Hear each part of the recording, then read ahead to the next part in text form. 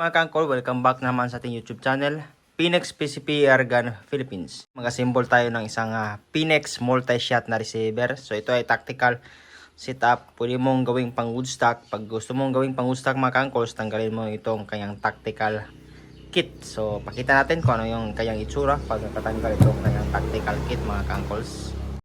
Tanggalin natin. Pag gusto mo kang pang woodstock lang mga kangkols, so pwede siya. Maganda kung bibilin mo itong tactical, meron siyang tactical kit para maging parang dalawa yung mo, airgun. Pag gusto mo gawing pang woodstock, at ito tanggalin mo lang itong kanyang tactical kit. Medyo maskip siya. Yan yung kanyang itsura pag gusto mong gawing pang woodstock. Pag sawa ka na sa woodstock mo, kabit mo ngayon sa yung tactical kit. Yan kaganda ng isang Pinex receiver. Kasi ito rin fit din siya dito, pwede mo pagpalitin. So full CNC made ng ating receiver. Stainless ang kanyang internals, tapos itong gauge pwede mo ilipat sa baba. Same trend lang yan, M10/1 ang kanyang gauge. So meron na din siyang serial number mga kangkols. Ayan, Pinex. So color ito available, meron tayong gray, meron din tayong black mga kangkols. Yan, ito yung black. So meron din tayong tactical chassis para dito mga ka-uncles. Yan, kagandahan dito is adjustable ang kanyang power, adjustable din ang kanyang trigger pull, pwede mong tikasan, pwede mong lambutan. Tapos meron din siyang butas para sa woodstock screw. Naka-timbol na din siya. Yan yung kanyang timbol. Yan kaya, tapos may o-ring na yan dyan. Kaya dito salpak mo lang ang yung barrel. Tapos ang kanyang regulator, pwede siyang dalawa yung kanyang lagay ng o-ring dito, saka sa loob. Tapos yung regulator, original o-ring niya, yan, nakaset din yan sa loob. Full CNC made stainless ang kanyang internals. Kagandahan pa, yan ang kanyang valve assembly sa loob natatanggal. Check nyo lang yung previous videos natin, yung binaklas natin sa loob. Pagtanggal mo yan cover, natanggal yung kayong valve assembly. Kaya mas madali siyang i-maintenance. Unlike kung yung valve assembly, valve set mo is yung mismong receiver, which is aluminum lang, madali siyang nasisira. Tapos kapag nabungi, mas mahirap siyang i-repair. Unlike dito, stainless, hindi siya kinakalawang. Ang loob, natatanggal siya sa loob. Tapos pwede siyang ayusin. Tapos pwede siyang pwede siyang right user, pwede siyang left-handed or right-handed. Tapos meron siyang pellet tray. Meron tayong mga iba't ibang klaseng gamit. Meron tayong pellet tray. Yan. Matigas. Bagong-bago pa. Fit na fit pa yan mga kangkols. Yan, medyo matigas. Pwede mo nang lihaan lang to. Kiss-kiss nyo lang. Tigas pa. Tanggalin muna natin. Yan, tanggal natin. Ayan yung kayang single shot pellet tray pag ayaw mo ng magasin. Pag gusto mo lang single shot, ito. Tapos meron din tayong ibang uri ng magasin sa pellet tray. Available yan sa ating Shopee, Lazada. Wala na kayong how much. Yan nating magasin. Huwag na kayong how much sa comment section. Please see description below. Nandun na yung link ng Lazada natin, Shopee at saka Facebook page. Tapos meron tayong magazine na magnet. Mas heavy duty siya, 13 rounds. Yan yung nilalagay dito pag gusto mo ng multi-shot di magazine. Yan mga ka-uncles. Yan.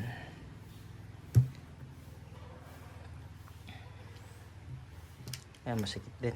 Saktong-sakto. Tapos meron tayong swing type na single shot pellet tray. Available yan lahat mga ka-uncles. Kagandahan kapag Pinex airgun, kompleto lahat ng mga parts. Pag gusto mo mag-DIY, madalas kasi mga buyer natin nag-DIY sila para mas mura. Kasi kung nagpabuo kayo, yung price plus meron tayong labor, tapos tuning at assembling labor, assembling payment. Yan mga ka-uncles ang ating swing type na pellet tray. Yan, kasa, tapos lagay pellet, balik. Yan, Kasa putok, kasa lagay pilit. Putok, kasa ulit. Ayan. Ayan. Ang ating swing type na pilit ring. Yeah, tulis. So, balik na natin. Baka mawala. Minsan kaya pag separate ko nawawala. Yan, free yan sa ating mga multi-shot receiver. Single shot pilit ring.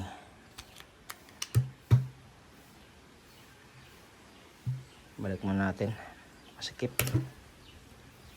Yan.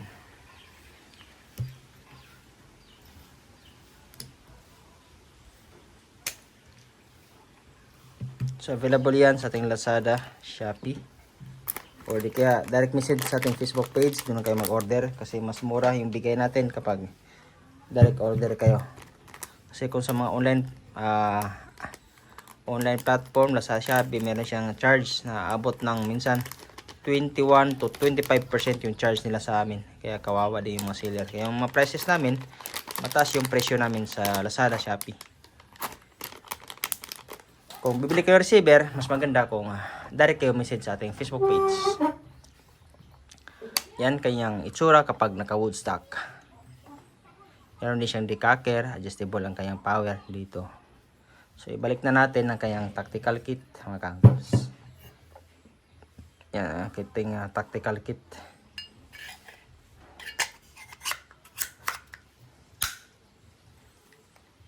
Fit na fit ang ating tactical kit. Sa previous videos natin, meron tayong pang-usak na receiver pero kinabitan natin ng tactical chassis. 3D printed, mas magaan siya. Assemble natin. Sikabit natin ang kanyang regulator. Taiwan regulator, black disc. Available din ang ating regulator, mga kangkols. Matibay siya, unlike kung naka China regulator, maninipis ang kanyang disc tapos kinakalawang manipis tapos mabilis ma-deform. Pag ma-deform yun, nagbabago ang yung output pressure. Pag mabago yung output pressure mo, magbabago yung EPS, magbabago yung panama ng yung barrel. Hindi siya consistent. Maganda kung tulad nito, ating regulator. Naka black disc yan. Tapos pag bagong regulator, tanggalin tong nakopin. Kasi hindi lalabas yung hangin. Kahit karga sa tangke mo, walang lalabas na hangin. So wala namang magtutulak nito. Dandahan lang pagtanggal nito. Kasi baka maglaglag yung mga disc, hindi mo na alam yung arrangement. Bilangin natin. Okay, yung disc makakapal.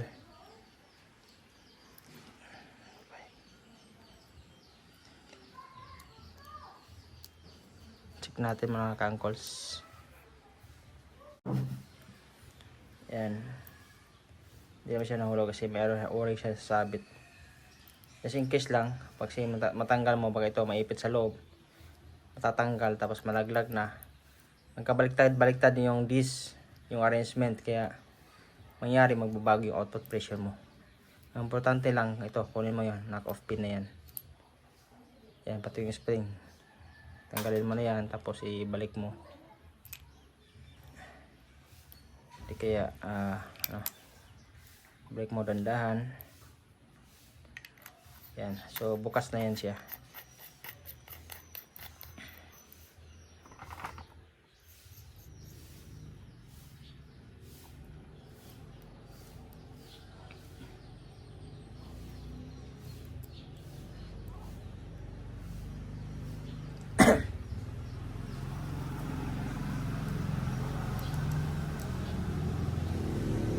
Yan, tapos kabitan natin ng o-ring kayang neck. Pwede naman yan for additional purposes na rin sakaling masira yan. Meron pa siyang dito. Meron pa siyang seal dito. So careful lang sa mga ginagamit yung regulator kasi may mga regulator na may butas dyan, hindi siya pwedeng takpan. Ito kasi Taiwan regulator, ayos lang. Lagyan natin ang o-ring. Yan. Ano ba ang symbol natin ito? So ikabit na natin ang kanyang regulator. Yan, saktong-sakto ang kanyang thread, tapos ang kanyang o-ring saktong-sakto din.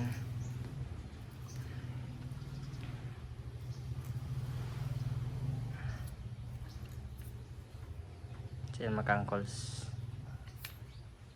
Tapos check muna natin, baka maya wala siyang seal o walang o-ring, maglilik.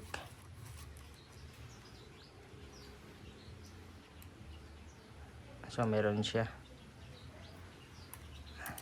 Yung gauge mo pwedeng ilipat dito sa baba.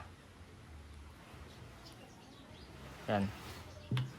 Tapos kabit natin ang kanyang gauge na M10/1. Lagay mo natin ang kanyang o-ring.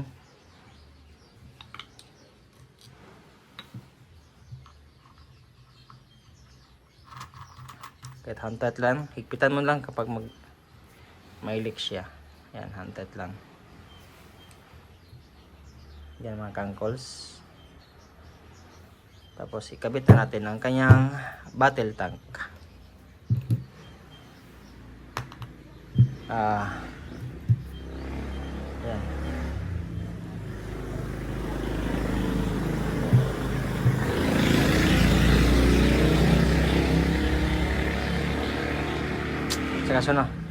Saka na siguro ikabit mo natin to ang kanyang barrel. Kasi pag maglagay tayo ng carbon fiber sinkable tube dito, matamaan yung natin sa init yung carbon fiber tank. Maganda kung ikabit mo natin tong barrel para masukatan natin ng shrinkable tube. Sukatan natin.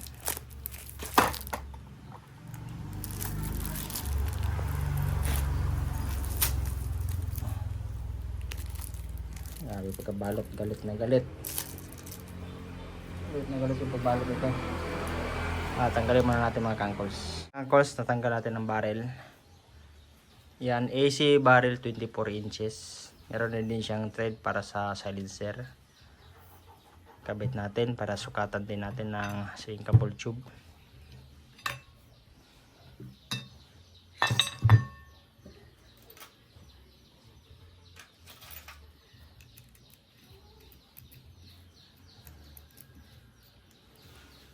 Ito sa timbol. Check nyo rin din. Higpitan nyo. Baka masyadong baka maluwag. Kabit natin ang barrel para masukatan natin ng shrinkable tube mga kangkols. Pagkabit, tulak nyo yan. Tapos sa kanyang higpitan.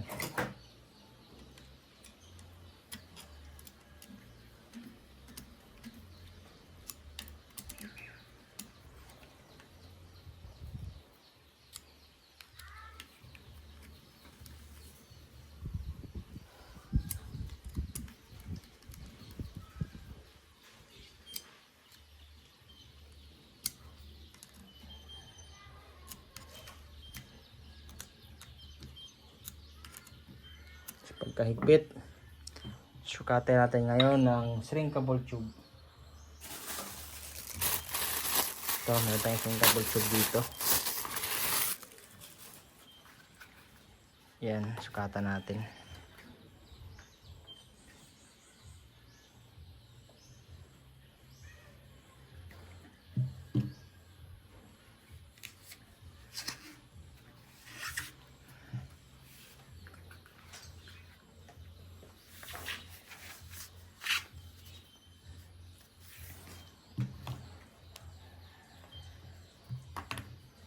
Yung mga kangkols, sakto. So paglagay ng shrinkable tube, tapos kahit lagpasan nyo lang ng konti kasi magsishrink.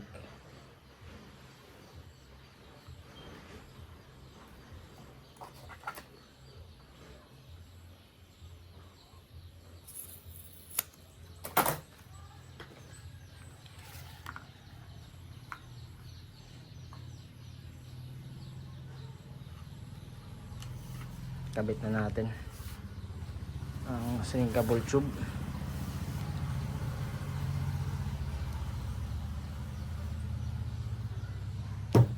Tapos yan natin, initin na natin using blower heat gun.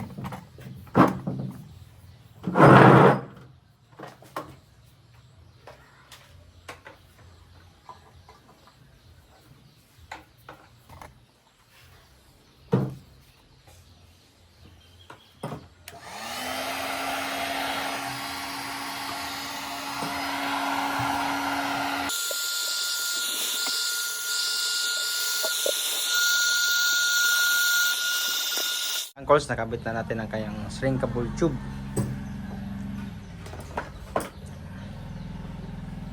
Tapos kabit natin ang kanyang carbon fiber tank. Alsif yan. Yan, kaya napakaganda pagkagawa. Makintab. Walang mga lubak-lubak mga ka-uncles. Subok na yan, 4,500 ang kanyang test pressure with 3,000 psi ang kanyang working pressure. Alsif recommended na tangke. Subok na yan. Medyo may kamahalan nga lang compare sa ibang carbon fiber tank. So ano mo yung mura kung delikado naman. Ito makapal yan. Yan, tingnan mo.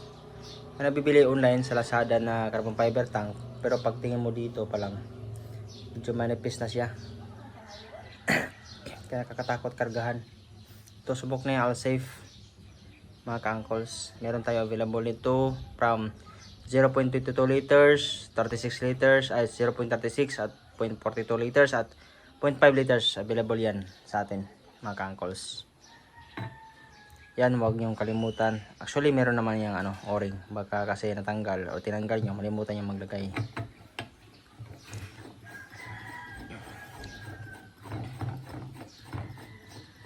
Pagkadali mag-assemble mga ka-uncles ng PCP airgun. Mas mura siya kung kayo mag-DIY. So, pag mag-DIY ka, recommended Pinex, receiver at parts. Kasi meron tayong complete guys mga parts mga ka-uncles. So don't think ay kabit ang kanyang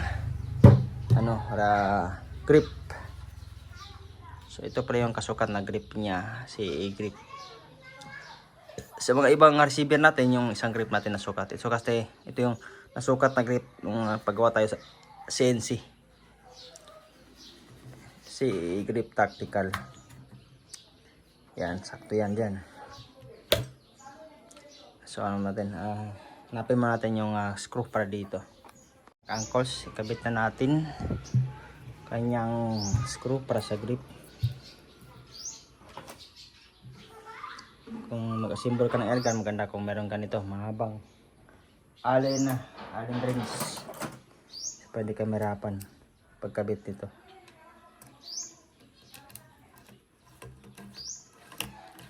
Saka gamit na gamit din siya kapag mag-assemble ka ng airgun. Maganda kung meron kang mga allen rings.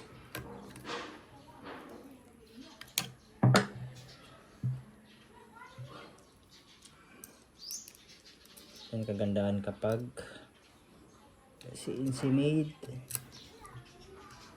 Sukat na sukat lahat ng mga butas, lahat ng angle. Full CNC made. Stainless pa ang kanyang internals. Check yung description below mga ka-uncles. Description ng ating YouTube. Nandun yung mga link ng Facebook page natin, Lazada, Shopee. Huwag na kayo mag-how-much dito sa comment section kasi hindi din tayo nagre-reply. Kasi masyado stricto yung Meta, YouTube, Facebook, din. Tapos niyan, tawag ito, buffer tube. Meron din tayo, may iba't ibang klase ng buffer tube. Ito sa atin is M30. Medyo mas malaki siya. Merong mas maliit nito, kaya magtataka kayo iba. Kasi hindi kasya. Kasi yung nabibi online, iba naman yung sukat. Sa atin, M30 yung kanyang thread. Sakto-sakto yan.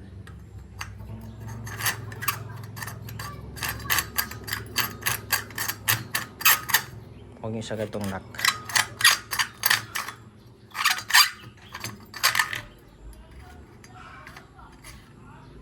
Ang gagawin nyo yan, higpitan nyo yung konti. Yan, higpitan nyo, nakatagilid. Para pag higpit nyo, sakto. Kulang pa sa higpit. Higpit pa. Yan mga ka-uncles. Yan. Buffer tube ang tawag dyan. Pwede din kayo magkabit ng folding adapter dito. Kakabit nyo lang. Sakto diyan sa folding adapter. Kaya yung ginamit natin na thread para dito is M30 na thread. 30 na thread para sakto yung folding adapter. Tapos ito. Yung GL Core Patstock. Yan. Hindi yung meron namang maraming online na bibili Lazada. Kaso yun, mga maninipis, ito kasi makapal. Available din na sa atin ito mga kaangkols. Ito makapal, tingnan nyo mga kaangkols. Kung nabibili sa online yan, ganun yun na, yuyupi. Ito kasi matibay. Matibay siya.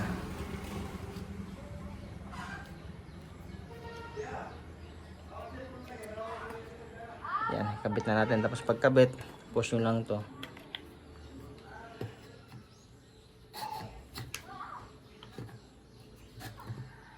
Saktong sakto, fit na fit.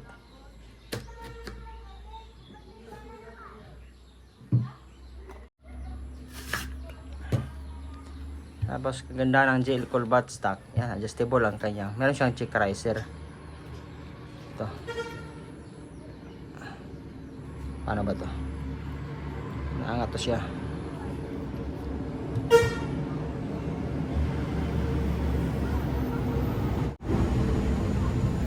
Yung mga kaangkos, naangat siya para maging komportable ka sa scope mo. Yan, naangat siya.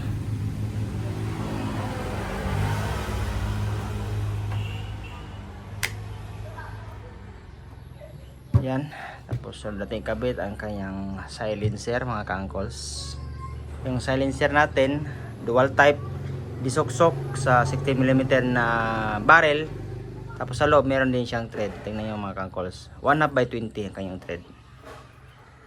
Dual type, kapag yung silencer mo is wala siyang thread, pwede siyang disalpak. Tapos malalim siya. Tapos may thread, wala din siya problema.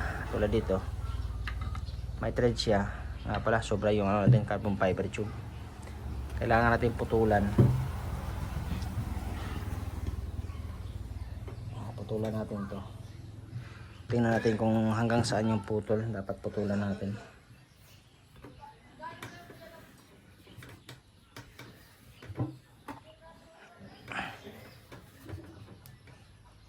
Mga ka-angkles, nakabitan natin ng shrinkable tube ang ating silencer. So ikabit na natin sa ating unit. Yan. So mahaba yung ano niya.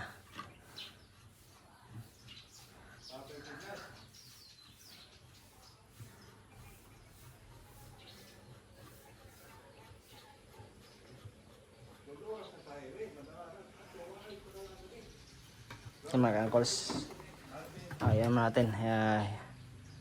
Medyo maluwag pa yung tube. Ito muna natin.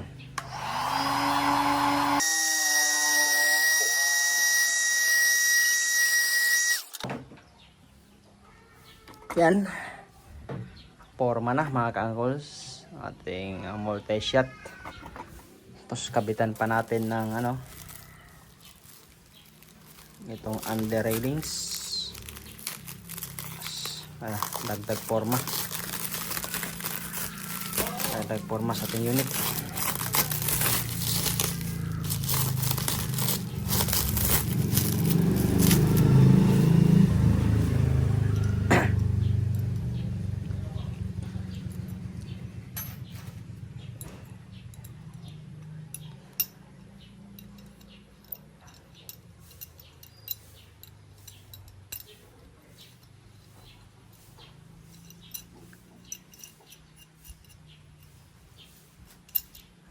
Yan mga kaangkols, kabit natin.